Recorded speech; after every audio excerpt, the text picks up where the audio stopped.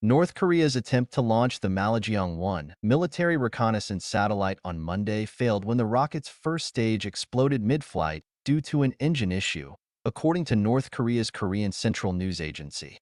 The launch, using ballistic missile technology, took place from the Sohe satellite launching station, and debris was detected over the Yellow Sea. This was North Korea's fourth attempt to launch a military reconnaissance satellite and its third failure, following unsuccessful attempts in May and August last year. The Japanese government, which lodged a protest through its embassy in Beijing, and the South Korean government both condemned the launch as a violation of United Nations Security Council resolutions. The U.S. Indo-Pacific Command expressed concerns that the launch increases regional tensions and destabilizes security.